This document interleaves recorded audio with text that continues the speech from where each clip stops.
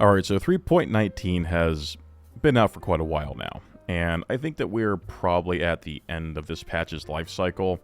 I say that because in-game I'm running into the same people over and over again, and the servers tend to have the same diehards in it. A lot of my org mates are taking a break. They're logging in only for events, really. They're not doing too much outside of that. I still play every day because I love Star Citizen, but I know when things are coming to a close, and I think it's a pretty good time to talk about those things and discuss what 3.19 brought us, the good and the bad. So without wasting any more time, let's just jump right into the good. First and foremost, let's talk about the performance. This has been a mostly playable patch. That might not be saying much when compared to, say, 3.18, which was plagued with performance in-game, out-of-game connection issues, and things like that, but they seem to have identified and dialed in these issues. So, no longer are my bounties failing, my bunkers are spawning correctly, I'm not having those issues. I've been able to do bounties and bunkers and a variety of missions and gameplay loops, ultimately without a hitch. When I was doing 3.18 or even earlier versions of 3.19, I was not really feeling it. I was very skeptical of doing them, and it made playing the game very difficult. Performance-wise, on my client, I'm still on an old computer. I have a 1080 Titan, right? The game still runs acceptable for me, but it's probably much better for those with more modern, more powerful PCs. So overall, pretty playable patch. Your mileage may vary, but in my experience, it's been pretty good. Another good thing about 3.19 was Ghost Hallow. Ghost Hallow was something that I was a bit apprehensive about. I was skeptical about the addition of a gamey kind of gameplay mission where you show up and you have a battle royale for a terminal that produces money. Whereas I prefer a more organic approach. It's turned out to be pretty good, and I'm happy to say that I was largely incorrect about it. You get a pretty good mixture of combat. Typically space combat, heavy atmospheric combat, which is something that's very rare in this game, and also ground combat. The ground combat leaves a lot to be desired for performance reasons. I get terrible performance at Ghost Hallow. Most people I know get really bad performance at Ghost Hallow as well. I hope that gets optimized, so it becomes kind of a random crapshoot on who wins a firefight done on the ground. And of course, A2 bombs are ever present and a threat. But other than that, the ground combat's okay. The real star here, though, is the heavy atmospheric combat. And this gives a chance for ships that might not otherwise shine in the game, a chance to shine. I would say the Saber is a very credible threat in Ghost Hallow due to heavy atmosphere. The Scorpius is a very credible threat in atmosphere. Any ship with excellent atmospheric handling is very deadly at Ghost Hallow just due to how heavy that atmosphere is around Microtech. You don't really get this anywhere else. You don't get this at JT because they're on moons, and those moons are a lot less strict.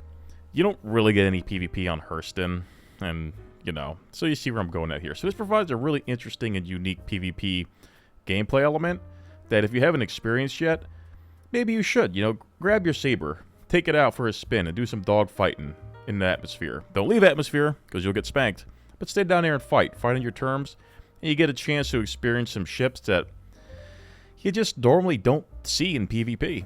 So, Ghost Hallow, thumbs up. Mining, oh boy, the mining overhaul. So my experience with mining was never very fun. I didn't like mining. Going out to the air in Halo by myself and looking for Quantanium and then coming back before I exploded was not very amusing for me. And Quantanium being the only resource that was worth a damn didn't really appeal to me either. However, with these changes, I like mining now. I like the variety of resources. I like the gold. I like the other materials that you get from this. And I especially like the changes to the mole. I love team play. I love crew mechanics. Call me crazy, but man, it's pretty relaxing. Go out there with the boys in the mole and break some rocks and just, be talking on voice chat and having a good time. And, if pirates come, maybe it's a little stressful. But outside of that, very fun. So those mining changes I think were much needed. Ground mining is a bit more interesting now when you're looking for a certain material, especially on Daymar. Gianolite was kind of a hit or miss for me. I feel like the mining in the caves was not nearly as rewarding as it should be. I almost feel like cave mining should probably be some of the most valuable mining material out there. People they might disagree with that, but I just don't think those caves get a lot of use. And I feel like the mining, if you had to go in there and find them and use your hand tool to pull out some really rare, good stuff, I think that might give them some more traction and open them up to having some combat or content down there. So, overall, again, good for mining. Maybe they'll improve it a bit with the caves. Salvage. Salvage, salvage, salvage. It's good, but I feel like they were very heavy-handed with changing some things.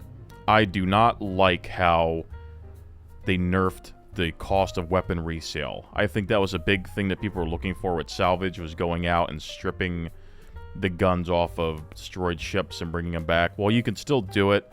I find that it's just not worth the effort, so you're back to kind of power washing. Salvaging contracts are interesting. I don't do them. I find really no reason to do them because I can still go find C2s and other such derelicts out around certain stations. So while those still exist, I don't see a point to the contracts. And I think that this is an interesting... This would be a topic for another video, but real quick, this provides an interesting example of, do we want a sandbox where we find random derelicts, or do we want a contract mission that spawns things for us? So overall, the salvaging was pretty good. I think that taking inspiration from mining, it showed me that we need something in between the Vulture and the Reclaimer that is good for like 2 or 3 guys to operate, you know, for when you got friends and you want to do things like that. Overall, pretty positive. I got to give it a thumbs up, but I feel like they really dropped the ball with the nerf to the resale on equipment that you strip from ships, like the guns. Cargo hauling. Boy, cargo hauling. Barrel, barrel, barrel. Man, if there is one word that is etched in my mind from 3.19, it is barrel. I made up to 50, 60, 70, 80, almost 100 million by running barrel. And I was only pirated once, and the pirates knew who I was and they let me go. So I didn't experience much pirating as somebody running barrel, but boy did I experience profit. The barrel profits that I ran were so extraordinary that I didn't bother really doing bounty hunting, bunker missions, or even at some point Ghost Hollow. I just went down there with a C2, I loaded her up, I got the heck out of there as fast as possible, and I sold. And I rinse and repeat. Felt kind of gamey, especially when I would set my respawn point somewhere close, so I'd fly it out somewhere, sell it, suicide my character, respawn the nearest area, claim my ship, call it. The profits kind of outweighed it, especially when they changed the claim timers on ships, which was a good change, by the way. I felt like I was gaming it, but I also think that it highlights how we need maybe a bit of changes to cargo hauling. So overall, it's good, and I think we're getting some of those in 3.20. But barrel was all I ran, you know? What happened to the helium? What happened? Is that the only resource that's needed in the Star Citizen universe, or is Stanton that they just care about barrel? See what I'm getting at here? I think there should be a lot more profitable things, and I think there should be a reason to run certain things and maybe kind of manipulate that market. But that's, again, another video. Overall, pretty good on the cargo hauling. And finally, some mission variety.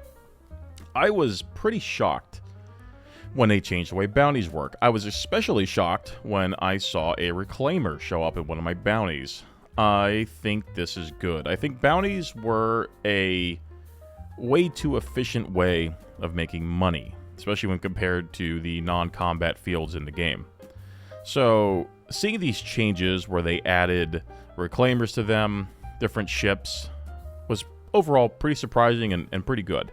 But more importantly, they added cargo through some of these bounties. So, certain ships you destroy that have cargo tend to drop things. So, I was finding myself bringing ships that did have some cargo capacity to do bounties, such as Corsairs or Constellations. Even, well, one case, for some strange reason, I brought an MSR, but that was silly. But either way, I brought things that had cargo. Cutlass, another great example. And in addition to killing my bounty, I was going out and grabbing some cargo and shoving it in there too and selling it. Some of this cargo was really good. It was like drugs. That was worth a lot. You just drop it down at Brio's Breakers. So that variety was pretty good. No complaints. You know, I'll talk about missions in a future video. But overall, pretty good. But we've talked about the good enough. Let's talk to the bad. Everybody likes to hear about the bad, so let's talk about the bad. Not too much bad, but two very big bads, okay? The first one, events. Events, events, events. Boy, am I sick of events. I have event fatigue, and I think everybody feels the same way. Events are meant to be just that, events. They happen every once in a while. They're fun, they're exciting, you do them, and you're done. Think to any holiday event in an MMORPG, okay? Think about that. But in Star Citizen, for whatever reason, they were throwing events at us. So much so that they had the opposite effect. They didn't make me log on, they made me stay logged off. Jumptown used to be something that came once or twice a year, maybe 3 times a year, and it was so rare that it was such a big deal that you would go there, you would always find fighting. And it was a blast. So fun. This time around, JT was empty. There was nobody at JT. Nobody was doing it because it was just being overdone. Xenothreat. I have never seen a game have people turn on an event, something that meant to be fun, so quickly. Events are a thing that, in my mind, they're either holiday events that the game runs, or they're in-game events that players influence and create. So, for example, if you wanted to fire off a Xenothreat on your server, you would have to do a preset amount of things in a certain area to get it to happen. For example, maybe killing NPC ships coming in and out of Jericho Station would eventually fill up the bar and cause this event to fire off. Or perhaps doing anti-Crusader missions on Crusader, like going down to those Orison platforms and doing the pirate versions of those missions and killing the NPCs and doing stuff like that would cause like Siege of Orison to start. Something that players can trigger and create, I think, is more interesting than, oh, well, today's Siege of Orison, show up and do this, and that's it. Right? That's just my take on that. So, have at it what you will. I think the events are too much, got lots of fatigue, not interested in them anymore. And finally, and this is the big one, this is the big bad, this is the big, big bad that killed this patch for a lot of people, myself especially, was duping. I did a whole video about it, so I'm not going to talk too much about it, but duping killed the fun of this patch. I was running barrel only because I refused to dupe money. I was doing JT legitimately only because I was refusing to go down there and dupe the drugs and just make millions. They refused. But not a lot of other people refused. And the economy tanked. People had nothing to work for. People had no reason to go out into the world anymore. They would just go to Microtech and dupe with their mule and make their money and buy whatever ship they wanted and go, oh, this game's pretty boring, and then log off. That's, again, another issue for another video. But I think it really killed the whole flow of the game. It really killed the whole patch. Things just didn't matter anymore. Because back in the back of your mind, you're like, well, I could go run this barrel, I could go do this bounty, or I could just go dupe some drugs and make more money. I could dupe this Genelite and make more money. So it really killed some things. But it also highlighted some positives, and the only positive I think it highlighted were the weapon racks. A quick and easy change to fixing the duping issue with weapons is very simple. You let players buy all the weapons from all the terminals, or buy all the armor from all the terminals. So now suddenly there's no need or reason to dupe the weapons and the armor. This includes subscriber items. This is a quick and easy fix. When you dupe, quote-unquote, the weapons on a weapon rack, they come back, you're paying for them. That's not a dupe, really. And it's only a dupe because railguns can't be bought in the stores or sniper rifles. Let them buy them in a store, now it doesn't matter. Dupe to your heart's content, you're paying for it. Every time you call that ship, you're paying for it. People want weapon racks. They give you that lived-in feeling in your ship. People, even if you don't use them, people, I tell you what they want to see. They want you to come into the back of their hoplite. They want to go, hey, man, check this out. They pull out that weapon rack, and there's a whole row of weapons there. Because that's cool. All right, that's cool. The rule of cool, okay? People want that. And then sometimes it might be useful. Give that to players. Give it to them. Get rid of the duping of the drugs, but keep the weapon racks. So, in summary, definitely a lot more good than bad in 3.19. Definitely a lot more good than bad. But the two bads, whew, boy, did they really, really kill it. I'm looking forward to 3.20. A lot of big changes. I'm hoping for a wipe. Sorry, I am. But I hope you guys enjoyed it. I hope you guys enjoyed this video. And let me know what you think in the comments below. We'll discuss it. Is 3.19 good for you? Is it bad for you? Do you like it? Do you still play? You taking a break? Let me know. Take it easy.